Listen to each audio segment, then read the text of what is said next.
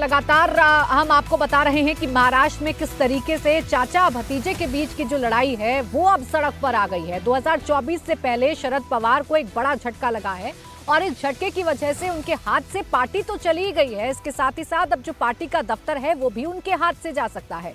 आपको जानकारी दे दें कि अब एनसीपी दफ्तर के बाहर समर्थकों का जुटना शुरू हो गया है। शरद पवार के जो समर्थक हैं वो एनसीपी दफ्तर के बाहर जुटना शुरू हो गए हैं और जमकर नारेबाजी की जा रही है। अजीत पवार के खिलाफ, उनके खिलाफ जमकर नारेबाजी की जा रही है। तो ये जो झगड़ा है वो खुलकर सामने आ गया है। बाकायदा पोस्टर जो हैं वो लहराए जा रहे हैं और इन पोस्टर में जो विरोध है वो अजीत पवार का किया गया है। दरअसल कल अजीत पवार को एक राहत मिली। अजीत पवार के हाथ में पार्टी आई, चुनाव चिन्ह और पार्टी का जो नाम है वो अजीत पवार के हाथ में आ गया और इसके साथ ही शरद पवार को ये सबसे बड़ा झटका लिया। जिस पार्टी का गठन उन्होंने कांग्रेस से बगावत के बाद किया वो पार्टी अब उनके हाथ से जा चुकी है और इस लड़ाई में भतीजे फिलहाल जीत चुके हैं। कैसे उनको पोस्टर को फाड़ा जा रहा है अजीत पवार के, आप देखिए।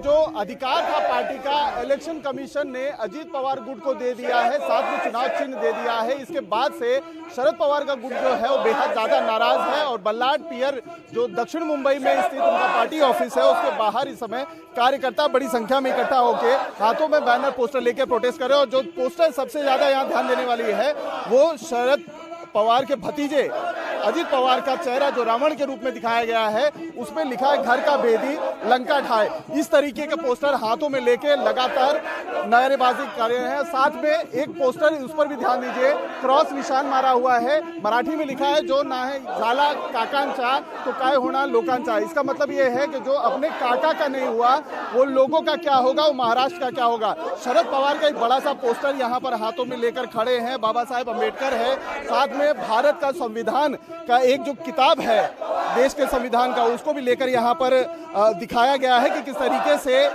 जो संविधान है उसको तोड़ा मरोड़ा जा रहा है। और महिलाएं बड़ी संख्या में यहाँ पर शामिल हैं और लगातार नारेबाजी अजीत पवार के खिलाफ हो रही है। महिला जो एनसीपी है उसकी जो अध्यक्षा है राखी जी वो हमारे साथ मौजूद है, उनसे बात करते हैं। ताई, आज जो है एक बहुत बड़ा संकट पार्टी पर आया हुआ है जिस पर इलेक्शन कमीशन ने अजीत पवार को अपना आधिकारिक एनसीपी पार्टी घोषित कर दिया है। आप लोग सड़क पर उतरे हैं, क्या कहना चाहेंगे? पहले तो मैं कहूंगी कि ये हमारे लिए संकट नहीं है, ये संघर्ष का काल है। पवार साहब के माध्यम से तैयार हुए हजारों लाखों कार्यकर्ता जो है आज इस बात को समझ रहे हैं और फिर इस संघर्ष का सामना करने की हमारी पूरी तैयारी है। ये लड़ाई कहाँ तक जाएगी? नहीं, इस लड़ाई को हम सामने देख ही नहीं रहे। ये हमारी लड़ाई नहीं है, ये हमारा संघर्ष है, क्योंकि ये होना स्वाभाविक था। हमें इस बात की पहले से ही जानकारी ऐसे लग रही थी कि जिस तरह से शिवसेना के साथ हुआ इसी तरह हमारे साथ भी होगा, तो इस बात को हम समझ रहे थे। इसलिए हमारे लिए ये संकट नहीं है, ये संघर्ष का कारण है। अजीत पवार से ये उम्मीद थी कि ये इस तरीके की जो है काका के साथ धोखा करेंगे, अपने काका के साथ धोखा करेंगे, इसकी उम्मीद थी आप लोग? देखिए, जो परिवार का न हो सका वो लोगों का क्या होगा। तो देखिए, एनसीपी की लड़ाई अब खुलकर सामने आ गई है। चाचा भतीजे के जो समर्थक हैं उनके बीच में टकराव साफ तौर पर देखने को मिल रहा है और इस वक्त जिस तरीके का माहौल एनसीपी के दफ्तर पर है उसे देखकर तो आप अंदाजा लगा सकते हैं कि महाराष्ट्र में इस वक्त क्या हो रहा है। मेरे दो सहयोगी इस वक्त हमारे साथ जुड़े हुए हैं, उनके पास भी हम चलेंगे। समीर बिसे हमारे साथ हैं, इसके साथ ही साथ सचिन चौधरी भी हमारे साथ जुड़ गए हैं, शरद गुट के दफ्तर से हैं, और समीर बिसे अजीत गुट के दफ्तर से हमारे साथ जुड़ गए हैं। अतुल मेरे सहयोगी भी इस वक्त हमारे साथ हैं, इनके पास हम चलेंगे। लेकिन उससे पहले आइए आपको बताते हैं कि एनसीपी पर कब्जे वाली ये लड़ाई सड़क पर तो देखने को मिल ही रही है, लेकिन इसके साथ ही साथ ये लड़ाई कैसे कोर्ट तक भी जाने वाली है। अजीत पवार गुट ने सुप्रीम कोर्ट में कैविएट लगा दिया है और बिना उनका पक्ष सुने कोई भी फैसला ना सुनाए जाने की गुहार लगाई है। चुनाव आयोग ने दरअसल एनसीपी का नाम और जो चुनाव चिन्ह है वो अजीत गुट को दे दिया। आयोग के इस फैसले के खिलाफ शरद गुट सुप्रीम कोर्ट जाने वाला है। उससे पहले ही अजीत गुट ने सुप्रीम कोर्ट में कैविएट दाखिल करके अपना पक्ष सुने जाने की गुहार लगा दी है। शरद पवार को अपने सियासी करियर का सबसे करारा झटका लगा है। कांग्रेस से बगावत के बाद पवार ने जिस एनसीपी पार्टी को बनाया, उसके सहारे सरकार बनाई, अब उस पार्टी से उनका कब्जा खत्म हो गया है। चुनाव आयोग ने अजीत पवार गुट को ही असली एनसीपी माना है। चुनाव आयोग ने पार्टी का नाम और पार्टी का सिंबल दोनों अजीत पवार को दे दिया है और चुनाव आयोग ने शरद पवार गुट को आज दोपहर 3 बजे तक 3 नाम और चुनाव चिन्ह बताने के लिए कहा है। शरद पवार गुट ने चुनाव आयोग के फैसले के खिलाफ सुप्रीम कोर्ट जाने का फैसला ले लिया है। अब चुनाव आयोग के फैसले के बाद अजीत पवार गुट एनसीपी मुख्यालय पर कब्जे की तैयारी में है। साथ ही वो पार्टी फंड पर भी दावा कर सकता है, लेकिन एनसीपी मुख्यालय के बाहर नए पोस्टर लगाए गए हैं जिसमें शरद पवार को एनसीपी का बाप बताया गया है। तो देखिए, अब जो समर्थक हैं वो जरूर खुलकर सामने आ रहे हैं और वो जो समर्थक हैं उनके बीच की लड़ाई देखने को जरूर मिल रही है। समीर भी से मेरे सहयोगी इस वक्त जुड़ गए हैं हमारे साथ, उनके पास हम चलेंगे। समीर, क्या तस्वीरें आप देखने को मिल रहे हैं?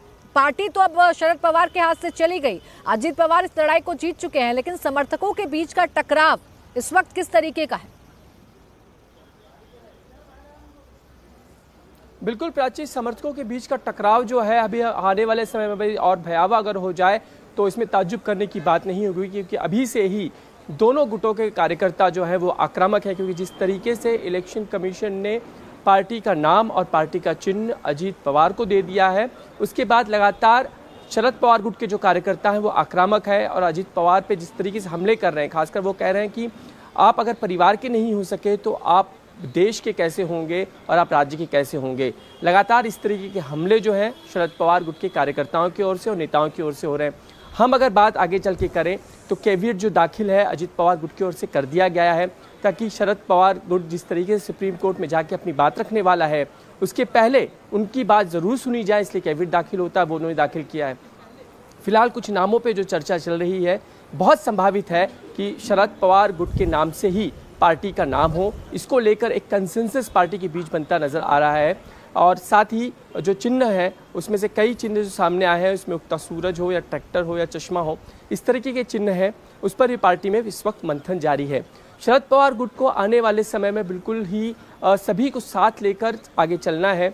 शरद पवार गुट की इतने सालों की जो राजनीति की एक लेगेसी है, उसी को कहीं ना कहीं चुनौती जो है पवार गुट की अब जो आखिरी उम्मीद है वो सुप्रीम कोर्ट से है। अब देखने वाली बात है कि सुप्रीम कोर्ट का रुख क्या होता है समीर, लेकिन अब कैसे ये एक लंबी लड़ाई थी जो अजीत पवार जीत गए हैं और किस तरीके से कल चुनाव आयोग ने फैसला सुनाया है बताते हैं। चुनाव आयोग ने 6 महीने की सुनवाई के बाद 147 पेज का फैसला सुनाया है, जिसमें उसने साफ साफ कह दिया है कि पार्टी के ज्यादातर सांसद और विधायक अजीत पवार के साथ हैं, इसीलिए पार्टी पर उनका दावा सही है। आपको जानकारी दे दें कि इसी महीने के अंत में महाराष्ट्र में राज्यसभा की 6 सीटों के लिए चुनाव होने हैं। इसे देखते हुए चुनाव आयोग का यह फैसला काफी महत्वपूर्ण है। अजीत पवार ने चुनाव आयोग के फैसले का स्वागत किया है, तो वहीं सुप्रिया सुले ने कहा कि इसके पीछे अदृश्य ताकतों का हाथ है। जो डिसीजन इलेक्शन कमीशन ने दिया है उसका मैं स्वागत करता हूं। विनम्र से ये उन्होंने दिया हुआ डिसीजन हम स्वीकारते हैं और उसका स्वीकार करते हैं और हमारा जो पार्टी का नाम था, पार्टी का सिंबल था, पार्टी का फ्लैग था, वो सभी हमारे लोगों के साथ उन्होंने डिसीजन जो दिया उसमें बारे में हम बहुत खुश हैं। उनको भी हम धन्यवाद देना चाहते हैं। आप देख रहे हैं हमारे डॉक्यूमेंट्स भी ठीक थे और फाउंडर मेंबर, इस पार्टी का फाउंडर मेंबर और फाउंडर लीडर कौन रहा है तो एक ही नाम है, उसका नाम है शरद पवार। बच्चा बच्चा इस देश में कश्मीर टू कन्याकुमारी किसी से भी पूछो एनसीपी किसकी है तो शरद पवार का ही नाम लेगा। लेकिन ठीक है, माहौल कुछ और है, अदृश्य शक्ति इस देश में है जो ये सब कर रही है। ठीक है, लड़ लेंगे यार, कौन सी बड़ी बात है। बिल्कुल कोर्ट, सुप्रीम कोर्ट तो जाएंगी, अगर हम पे अन्याय होगा तो कोर्ट तो जाना ही पड़ेगा ना। तो देखिए, सुप्रिया सुले बेशक ये कह रही हैं कि अदृश्य ताकतों का हाथ है, लेकिन अभी फिलहाल चुनाव आयोग के फैसले के बाद तो ये कहा जा सकता है कि अजीत पवार के हाथ में अब पार्टी की कमान आ चुकी है और इसे ही असली एनसीपी चुनाव आयोग ने माना है। हालांकि शरद पवार गुट के लिए चुनाव चिन्ह डिसाइड करना और पार्टी का नाम डिसाइड करना ये भी एक बड़ी चुनौती बना हुआ है। चुनाव आयोग ने शरद पवार गुट को दोपहर 3 बजे तक का समय दिया है। इनमें से एक नाम और सिंबल पर चुनाव आयोग मोहर लगाएगा। इस वक्त शरद पवार गुट में इन नामों को लेकर चर्चा भी चल रही है। सूत्रों की अगर माने तो पार्टी में 3 नाम, शरद पवार कांग्रेस, मी राष्ट्रवादी और शरद पवार स्वाभिमानी पार्टी के नाम पर फिलहाल चर्चा चल रही है। जहां तक चुनाव चिन्ह का सवाल है तो शरद पवार गुट चाय की प्याली, सूर्य फूल, चश्मा और उगते सूरज में से चुनाव चिन्ह रख सकता है, ऑप्शन रख सकता है और इसमें से किसी एक पर चुनाव आयोग मुहर लगा सकता है। हालांकि शरद पवार गुट इसके खिलाफ सुप्रीम कोर्ट का रुख कर रहा है, जिससे ठीक पहले अजीत पवार ने कैविएट भी दाखिल कर दी है। सचिन चौधरी मेरे संवाददाता हमारे साथ बने हुए हैं। सचिन, अगर हम शरद पवार गुट की बात करें तो देखिए, झटका लगा है, सड़कों पर समर्थक उतर गए हैं, अजीत पवार के खिलाफ जमकर नारेबाजी की जा रही है, लेकिन हकीकत की अगर बात करें तो क्या ऑप्शंस अभी शरद पवार के पास बाकी हैं?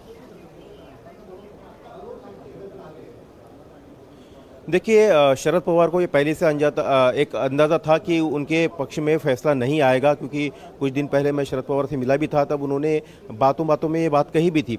और लेकिन शरद पवार का जो गुट है वो चाहे सड़क पर हो चाहे कानूनी लड़ाई हो, वो लड़ने के लिए तैयार है।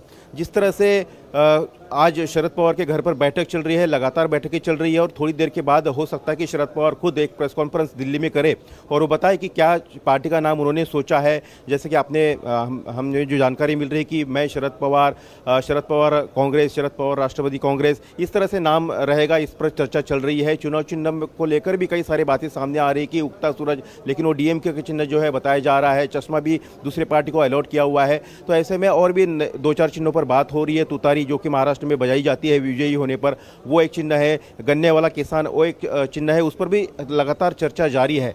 लेकिन शरद पवार गुट जो है वो सुप्रीम कोर्ट जाने वाला है। चुनाव आयोग के फैसले को जो है वो वहाँ पर चुनौती दी जाने वाली है। लेकिन सबसे बड़ी बात है कि शरद पवार गुट को इस बात का भी अंदाजा है कि 27 फरवरी को महाराष्ट्र में राज्यसभा के 6 सीटों के लिए चुनाव होने हैं। उसके पहले 15 फरवरी से ये नॉमिनेशन की प्रक्रिया शुरू हो जाएगी।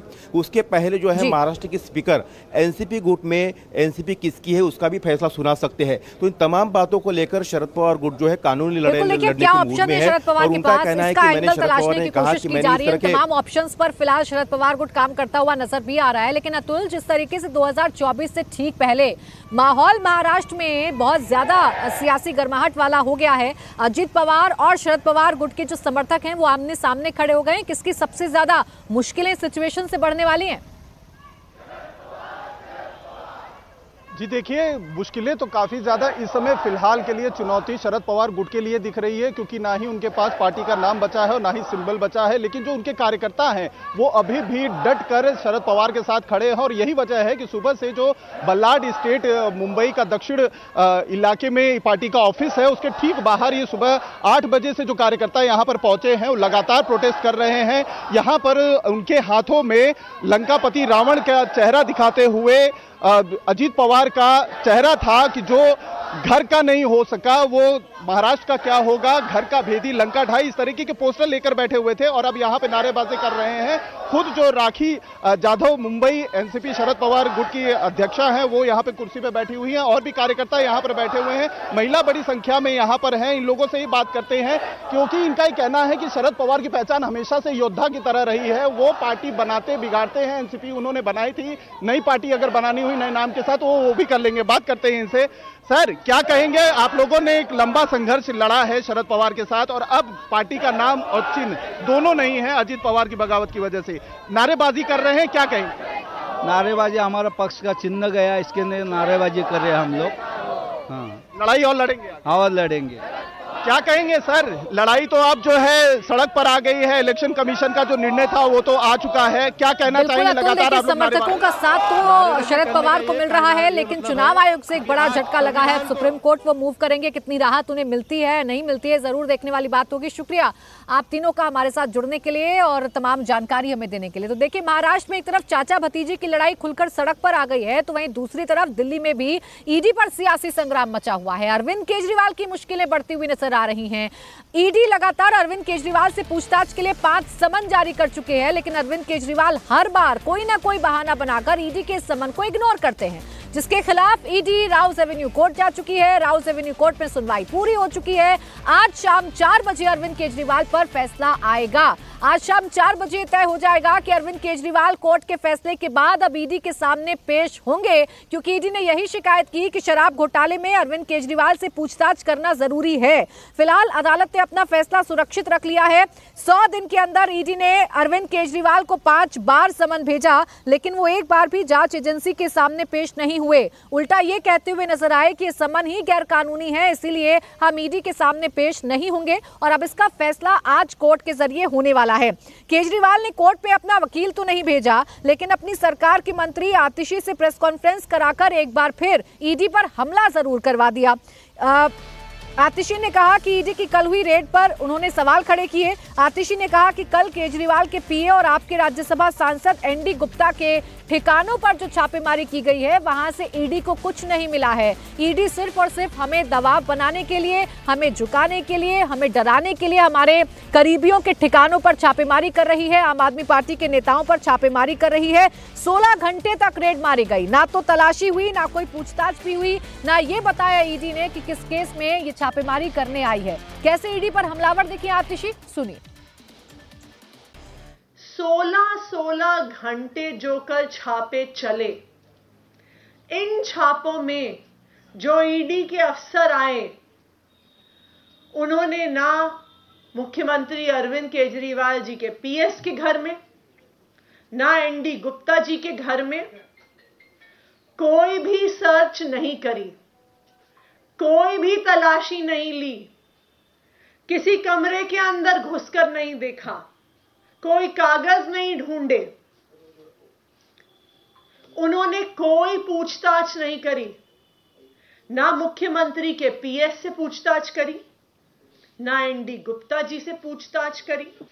ये पंचनामा है जो मुख्यमंत्री जी के पीएस विभव कुमार जी के घर पे जब 16 घंटे रेड खत्म हुई उसके बाद साइन हुआ।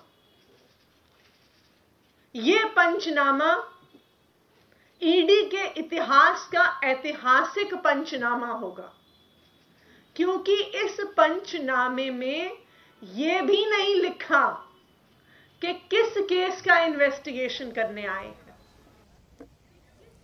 तो अरविंद केजरीवाल और उनकी पूरी की पूरी पार्टी ईडी पर हमलावर है। हालांकि जब अरविंद केजरीवाल कोई आरोप लगाते हैं, क्राइम ब्रांच उनसे सबूत मांगती है, तो उन सबूतों को अरविंद केजरीवाल देने से भी बचते हैं, उनकी पार्टी देने से बचती है। फिलहाल ईडी कितनी बार समन कर चुकी है और क्या क्या बहाना अरविंद केजरीवाल ने बनाया है, आइए आपको सिलसिलेवार तरीके से बता देते हैं। अभी तक 5 बार ईडी का समन अरविंद केजरीवाल को जा चुका है, लेकिन हर बार कोई ना कोई बहाना अरविंद केजरीवाल की तरफ से बनाया जाता है। पहला समन शराब घोटाले में पूछताछ के लिए 30 अक्टूबर को आया था। 2 नवंबर को पेशी होनी थी अरविंद केजरीवाल की, लेकिन इस वक्त इन्होंने विधानसभा चुनाव में बिजी होने का बहाना बना दिया था। दूसरा समन 18 दिसंबर को आया था। 21 दिसंबर को पेश होने के लिए कहा था, लेकिन उस दौरान विपक्षिया का बहाना बना दिया था। तीसरा समन 22 दिसंबर को आया था। 3 जनवरी को पेश होना था, केजरीवाल ने राज्यसभा चुनाव का बहाना बना दिया था। चौथा समन 13 जनवरी को आया था।